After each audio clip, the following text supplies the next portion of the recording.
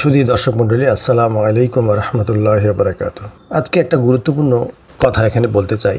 সেটি হলো যে আসলে আমাদের এই মাযহাবি ফিরকা নিয়ে আমাদের ইমামগণ কি বলে গেছেন, যারা মাযহাব প্রণয়ন করেছেন তারা আসলে কি বলেছেন এই বিষয়টি নিয়ে। তো প্রথমে আমরা বলতে পারি ইমাম আহমদ ইবনে হাম্বল কি বলেছেন।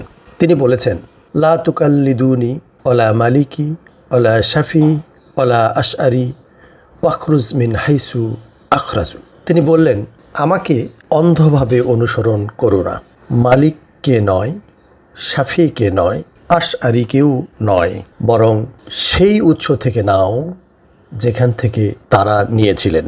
সুবহানাল্লাহ, অতি চমৎকার কথা। এক্ষেত্রে আমরা অন্যান্য ইমামরা কি বলেছেন সেটাও একটু বিশ্লেষণ করতে পারি। ইমাম আবু হানিফা, ইমাম মালিক, ইমাম শাফি এরা সবাই তাদের ছাত্রদের কি উপদেশ দিতেন এবং তার ছাত্ররা সেই উপদেশ বাণী কি পালন করে চলেছিলেন।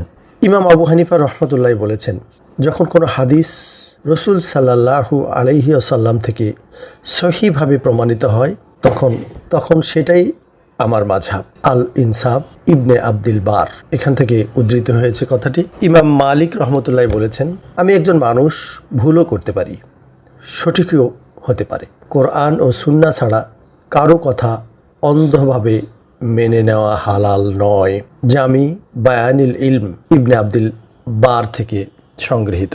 ইমাম শাফি রহমতুল্লাহ বলেছেন, আমার কথার বিপরীতে যদি রসুল সাল্লাল্লাহু সাল্লামের কথা পাওয়া যায় তবে আমার কথাকে দেওয়ালে নিক্ষেপ করো। আমরা যা জানতে পারলাম, প্রত্যেকটি ইমামই তাদের ছাত্রদেরকে এই উপদেশগুলোই দিয়ে গিয়েছেন। কিন্তু আজকে আমরা মূল উৎস না খুঁজে তারা যে উৎসের খোঁজ করতে আমাদেরকে বলে গেলেন, তাদের কথা অনুযায়ী সেই উৎসের খোঁজ না করে আমরা শুধুমাত্র এই তাদের মতামতগুলোকে নিয়ে নিজেদের মধ্যে বিভেদে লিপ্ত। শুধু বিভেদেই লিপ্ত না, একজন আরেকজনকে আমরা কাফের ফতোয়া দিতেও ইতস্তত বোধ করছি না।